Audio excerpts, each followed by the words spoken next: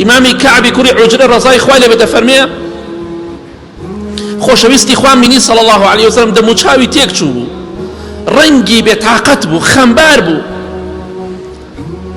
وتمەی پێغەمبەری خوا صلی الله عليه وسلم بۆ وا دەموچاوت تێک چووە، بۆ وا ڕەنگت گۆڕاوە؟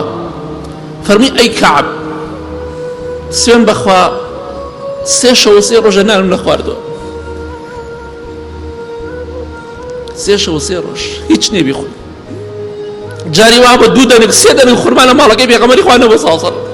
تۆش ڕەنی خوا بیبڕێ، ئەی خوا غەزەب لەو کەسانە بگرێ کە ئێمە گیانە ڕۆژانە کە ئەوەنە ناشکوریان کرد بەوەی ناشکوری ئەوانەوە ئەو میلەتە هەمووی بەدبەخت بوو بەسە ناشکوری کردن.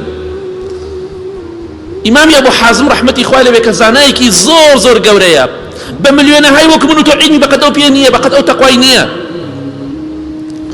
لە بازاڕە دەڕۆشت دەگەڕا میوەی دەبینی، میوە حەزی لێ میوەکە بوو بەڵام پارەی پێ نەبوو بیکڕێ،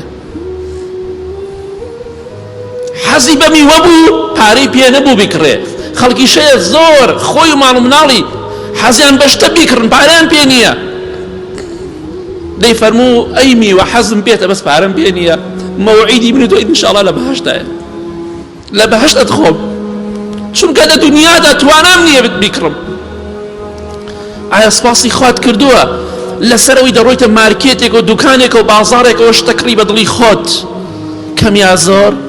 دەزانی کەسانێکەیە ناتوانن بیکڕن، کەسانێکەیە ئاواتیان زۆرە بەڵام ناتوانن بیکڕن. دەی حەمد و سەنای خوا بکە، نیعمەتەکانی خوا وا نەزانی ئەمە حەقی خۆت و مافی خۆتە بەسەرتەوە، نەخێر. وما بكم من نعمة فمن الله. خوای گەورە فەرمی هەر نیعمەتێک هەتانە ئێوە هەمووی خوایە، هەمووی لەلایەنی خوای گەورەوەیە.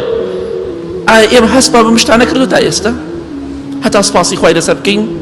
با زیاتر سپاسی خوا بکەین.